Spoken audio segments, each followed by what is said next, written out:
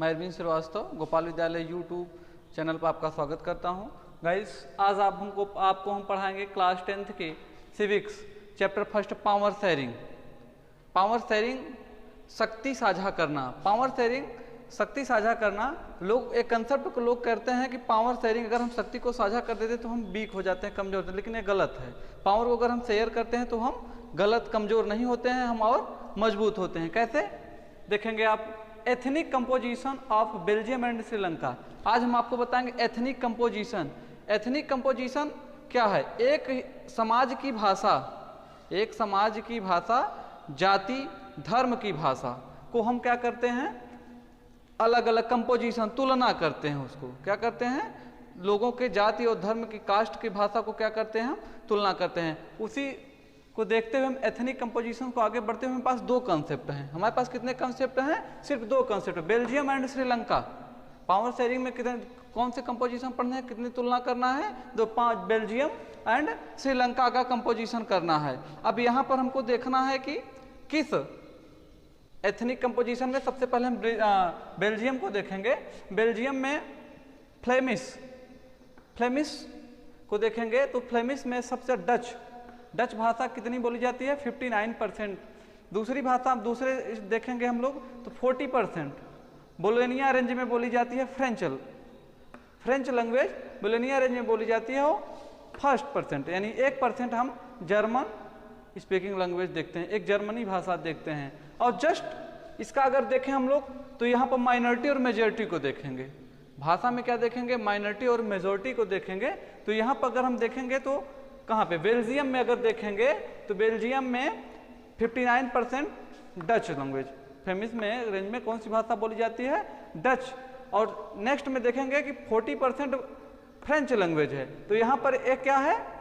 Majority में है और ये माइनॉरिटी में है। 1% जर्मनी है, 1% यानी जर्मन लैंग्वेज यानी जर्मनी बोली जाती है। आगे देखेंगे, नेक्स्ट हम देखेंगे यहाँ की जो है ब्रुसेल्स कैपिटल सिटी।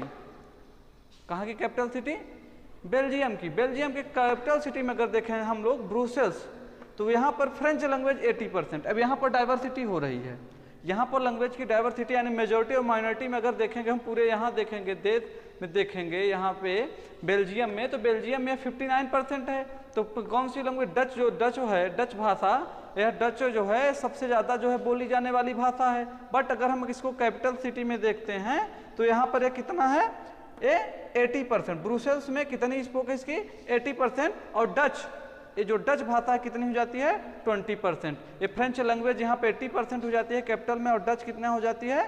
20% हो जाती है। अब 20% में हम लोग देखते हैं कि यहाँ पर दोनों में क्या हो जाती है? डाइवर्सिटी हो जाती है। तो यहाँ पर यह क्या है? अगर कैपिटल सिटी में देखते हैं हम तो स्पोक फ्रेंच लैंग्वेज जो पूरे देश में 40% है, वह कहाँ कैपिटल सिटी में, कहाँ ब्रुसेल्स में कितनी हो जाती है?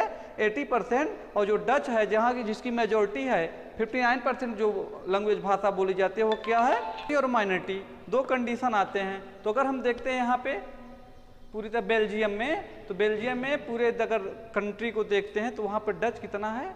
Dutch language 59%। और कैपिटल सिटी में देखते हैं कि राजधानी देखते हैं ब्रुसेल्स में देखते हैं, ब्रुसेल राजधानी में देखते हैं तो वह कितना हो जाती है? 20% हो जाती है। बच्चों ध्यान देंगे हमें कि यहाँ पर अगर हम कहते हैं, अगर आपके मन में क्वेश्चन होगा कि सर यहाँ पे 59% है और यहाँ पर 20% क्यों है? यहाँ पर 20% क्यों है? तो सभी जाति और धर्म एक समाज की जो समाज है यहाँ पर पूरे समाज को देखेंगे तो 59% है। लेकिन हर जगह हर कंडीशन में अगर अलग अलग कैपिटल सिटी यहाँ देखेंगे ब्रुसेल्स में देखेंगे तो ब्रुसेल्स में यहाँ इस जाति या इस धर्म के लोग क्या हो जाते, कितने पाए जाएंगे? 20%। इसलिए यह भाषा कितनी बोली जाती है? 20% बोली जाती है। और यहाँ पे हम फ्रेंच लैंग्वेज, यहाँ पर फ्रांसीसी भाषा जो है 40% है बोलोनिया रेंज में, और यहाँ पे फ्रांसीसी भाषा कितना है? 80% है। नेक्स्ट में हम देखेंगे और ये 1% है, क्या है? जर्मन लैंग्वेज है। नेक्स्ट में अब आगे देखेंगे हम लोग श्रीलंका। अब हम लोग क्या देखेंगे? श्रीलंका। तो श्रीलंका में स्पीकर टोटल कितने हैं? सिंघाला। वहाँ पे दो तरह के पाए जाते हैं भाषा, सिंघाला और तमिल। सिंघाले और तमिल पाई जाती है। अब यहाँ पर हम देखेंगे, आप लोगों देखेंगे हम लोग कि जो तमिल स्पीकर हैं वो कितने हैं 80% हैं, और सिंहाला स्पीकर्स कितने हैं 40% है। अब इसी में तमिल्स में दो तरह के तमिल्स पाए जाते हैं।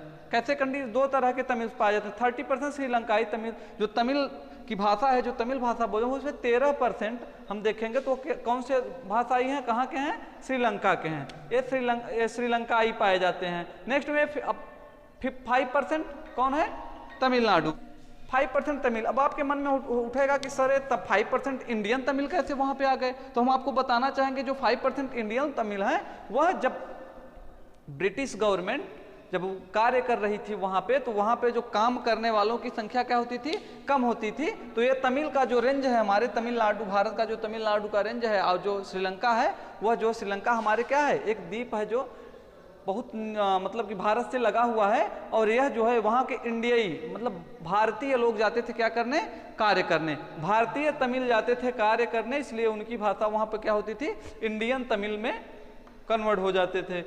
और आगे आएंगे तो most of the Sinhala speaking people of the Buddhist, जो सिंघाले भाषा बोलते थे, जो लोग मोस्ट सिंघाले स्लीवर जो बोलते थे, मतलब कि मोस्ट जो प्रसिद्ध थे वहाँ पे सिंघाली स्पीकिंग, जो सिंघाली भाषा वहाँ पे सबसे प्रसिद्ध थी, वह कौन से पीपल बोलते थे उसको, बुद्धिस्ट बोलते थे। कौन बोलते थे, बुद्धिस्ट लोग बोलते थे। Tamil speaking peoples are both Hindu and Muslim, और तमिल में डाइवर्सिटी थी, यहाँ पर तो पूरी तरह से मेजोरिटी है, चूंकि अब मेजोरिटी है 74% लैंग्वेज सिंघाला है, और पूरी तरह से इसको जो स्पीक करने वाले बोलने वाले कौन है, बुद्धिस्ट है। तो वहाँ पे जो सिंघाला लैंग्वेज है और बुद्धिस्ट, ये पूरी तरह से क्या है, यहाँ पर इनकी मेजोरिटी है और माइनॉरिटी है यहाँ पे, चूंकि ये भाषा में दो तरह के लोग जुड़े हुए हैं, हिंदू और मुस्लिम जुड़े हैं तमिल में।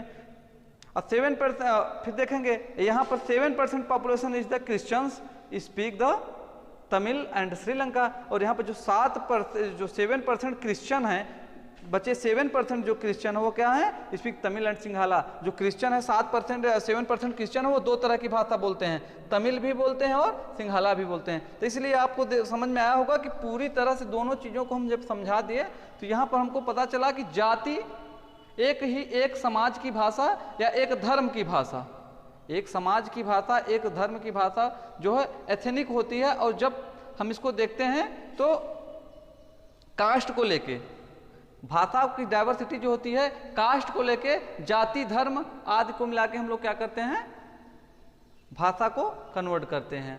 नेक्स्ट में नेक्स्ट वीडियो में हम आपको बताएंगे बेल्जियम में किस तरह से डाइवर्सिटी हुई थी। Thank you.